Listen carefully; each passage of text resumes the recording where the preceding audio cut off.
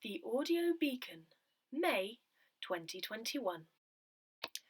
Surprised by joy. For many people, Easter is now a long-forgotten holiday.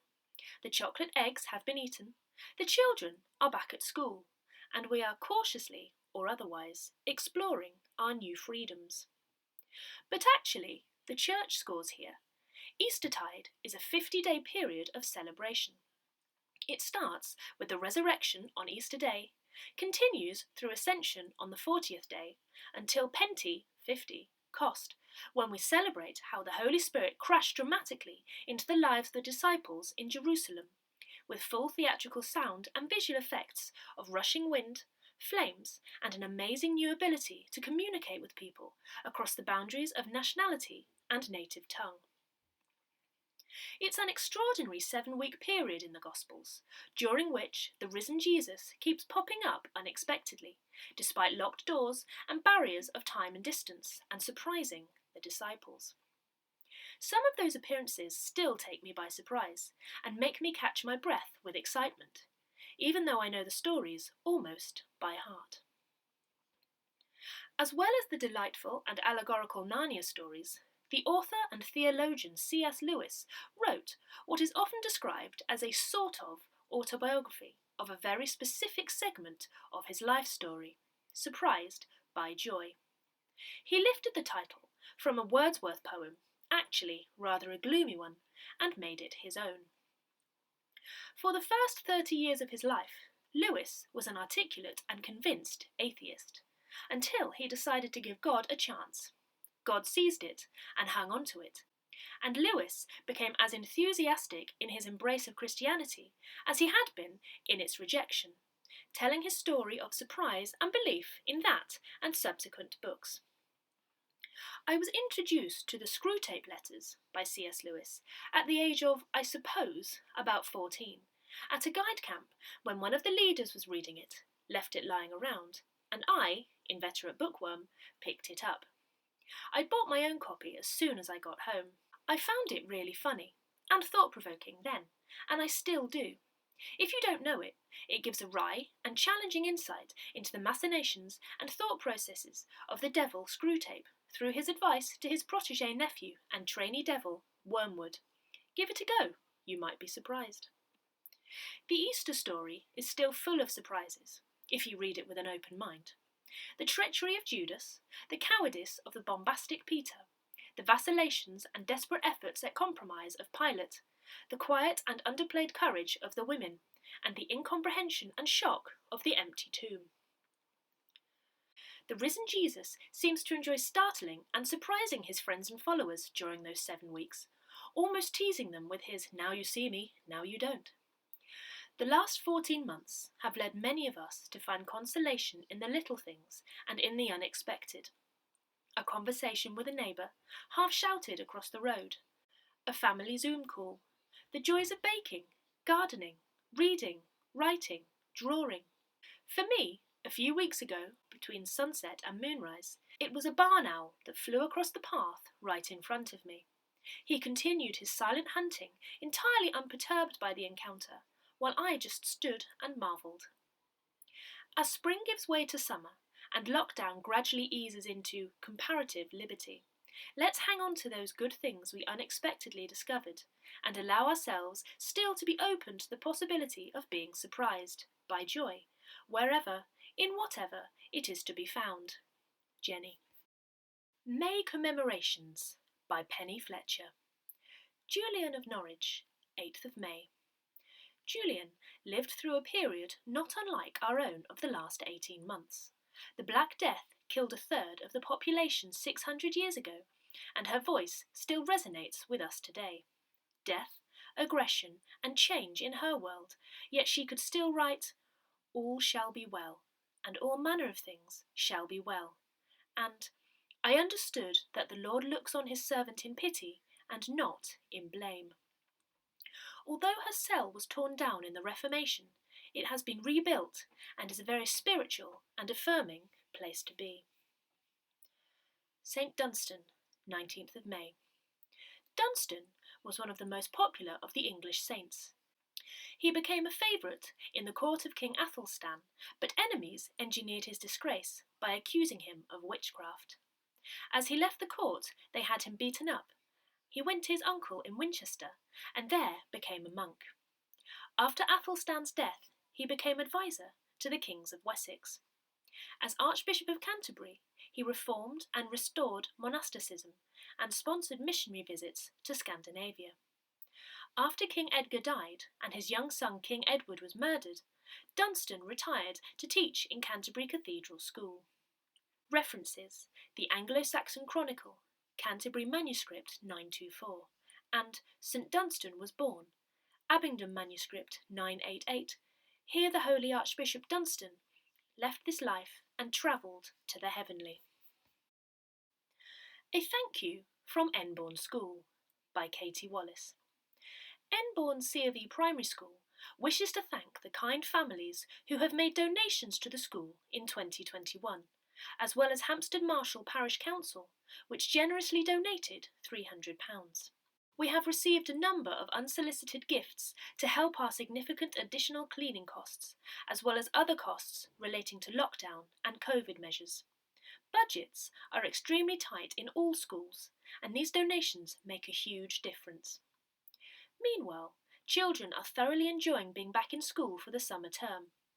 After-school clubs are beginning soon, for the first time this academic year, and children are benefiting from a rich, broad curriculum including PE, forest school, French, science, music, drama and art. We wish to thank the local community for its ongoing support of Enbourne School. A Taste of Warmth by Roger Pope. As the blue tit and great tits dip, the warm water of the garden pond, a pair of mishel thrush join the happy throng. May their delights of play this summer day help you in a songful and peaceful way. His Royal Highness Prince Philip, the Duke of Edinburgh. Churches across the country, including St Mary's Kintbury, came together to share a time of respect at 6 p.m. on Friday the 16th of April, the eve of the Duke's funeral. The Union flag was flying at half-mast from the tower, thanks to Aston and Vernon, while a short service took place using liturgies specially prepared by the Church of England for the occasion. Members of the congregation lit candles and shared a minute's silent reflection with an equal number of parishioners on Zoom. On the following day, 45 minutes before the funeral, the tenor bell was tolled, half muffled, the first time any of our bells had been rung since the start of lockdown. Our thanks again to Vernon and Aston for this. A small event, befitting a small community, but part of a much wider national occasion of solemnity and remembrance. Jenny. Birding Through My Window, read in Tooth and Claw by Tessa Locke. Nature, Tennyson observed, is read in tooth and claw, and it is not too difficult to see that all is not always sweetness and light in the natural world simply by looking out of the window. We were delighted to see the return of not just one, but 3 greenfinches to our garden, but then rather dismayed that they found it necessary to fight over a place on the feeders. 2 male blackbirds recently chose our lawn for the sight of a clawed and feathered jewel, which lasted so long without a resolution that we were compelled to go out and shout at them for fear of having to remove a small, sad corpse. However, the bird we see most frequently giving a display of bad temper is that Christmas card favourite, the robin. On the whole, robins get a pretty favourable press. If I remember correctly, one gets a starring role in Frances Hodgson Burnett's Edwardian children classic, The Secret Garden, and they are generally pretty much welcomed in people's gardens everywhere. Acknowledged as territorial birds, if 2 appear without a fight in the same garden, it is usual to assume they are a pair and to look forward to the possibility of a nest somewhere near. But I have to admit that I'm beginning to view robins in a different light. As feathered friends go, I am going off robins. Since the first lockdown last year, we have tried, with some success I think, to encourage as wide a variety as possible of birds in our garden, and to this end we have several feeders offering a selection of seeds. Our efforts seem to have paid off. Until, that is, the robins come along to see off the new arrival in a display of bad bird temper. This is particularly annoying when the newcomer is sent away before I have had a chance to see what it actually was, or it was one of those birds which come only infrequently to the feeders, such as the goldfinches. Were robins always so bad-tempered? I don't think it is just that I'm noticing it more. The robins in our garden do seem particularly aggressive. Has anyone else noticed this, or is it something we're doing? Enbourne Benefice Service by Roger Pope. We would like to acknowledge the quality of the May Benefice Service at Enbourne on the 2nd of May. In particular, as a church sited next to a thriving vineyard, we noted Tim's acknowledgement of his own shortcomings in viticulture and his creative use of the fruit and veg department of Tesco to produce a sudden and miraculous grape harvest. The Merry Month of May, from Enbourne Countryman. March winds and April showers brings forth May flowers. Well, for this year, those often quoted words certainly did not ring true for the gardening folk country dwellers amongst us. A very cold period in March, a very hot but not too long time in April, late frosts and another drop in temperature as May beckoned, plus problems when to sow seeds or do planting this springtime, left so many of us fraught with problems. May Day was once the special time for school children, as the maypole, with its red, white and blue ribbons, was danced to the delight of pupils and parents alike. I can't recall seeing it done since the Queen's coronation day. It was then just a special treat done in Hampstead Park. On the 6th of May, the crown of the United Kingdom passed from Edward VII to George V in 1910. VE Day is now forever marked on the 8th in 1945. Queen Victoria's birthday was 24th of May, 1819. Latterly, the date was recognised as Empire Day, and Ascension Day, 13th this year, used to see a special service at Enbourne Church, conducted by prebendary John Sweetnam, where senior school children went forward to read a Bible passage to the congregation, and then had the rest of the day off school. The Tudor court of Henry VIII would regularly celebrate in May with dancing and feasting, as in those days it was a month of awakening after the long, cold and arduous winters of those times. Now, in more usual circumstances, gardens are being opened to visitors for various charities, to the delight of all who see them. In the private garden, vegetable and fruit plots have various tasks to be done. Thoughts turn to the summer bedding plots. Herbaceous clumps need staking, if not tying as well. Mowing needs regular attention, and further seeds need sowing under glass. With the still regularly quoted warning of "ne'er cast a clout till May is out" ringing in the ears, the May being the blossom of the hawthorn bushes, not that of the blackthorn, which has been showing since March, we can turn our thoughts to the coming summer. Will we, at last, be able to enjoy an array of colour in our gardens, gather and mingle socially outdoors, take the children out for a family occasion, and celebrate the birds and animals of nature as days of freedom? We have been existing under a lockdown that has been one of the worst global pandemics known to mankind.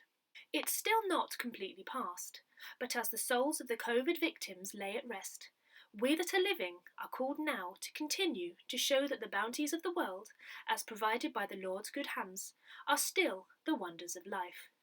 May this month of May be spiritually satisfying for you.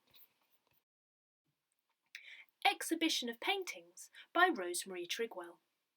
Rosemary has an exhibition of paintings from Tuesday the 18th of May to Saturday the 29th of May 2021, closed Mondays, in the courtyard in Hungerford, just off the High Street by Hungerford Bookshop.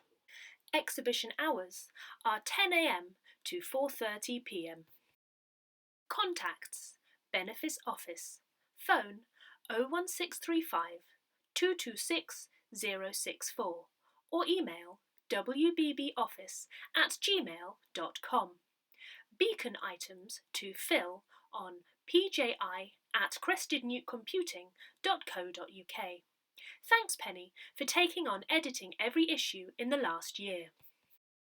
Services in Walbury Beacon Benefice for May 2021. Services are subject to change. Please check with our website or church near you for latest updates. All our services are subject to the current government restrictions and will require social distancing, wearing of face masks, etc. Sunday the 2nd of May, Enbourne, also on Zoom. Benefice service, Holy Communion, 9:45 a.m. Inkpen, Holy Communion, 8:30 a.m. Sunday the 9th of May, Rogation Sunday. West Woody, Holy Communion, 11:15 a.m. Inkpen, Holy Communion, 9:45 a.m. Kintbury, Holy Communion, 8 a.m. Thursday the 13th of May, Ascension Day, Zoom only. Holy Communion, 7 p.m. Sunday the 16th of May, Coombe, Holy Communion, 11:15 a.m. Inkpen, Compline, 4 p.m. Kintbury, Holy Communion, 9:45 a.m. Sunday the 23rd of May, Pentecost, Kintbury, also via Zoom, all-age service followed by short Holy Communion service, 9:45 a.m. Sunday the 30th of May, Trinity Sunday, West Woody, evening service. Enbourne, Matins, 9:45 a.m. Inkpen, Holy Communion, 9:45 a.m.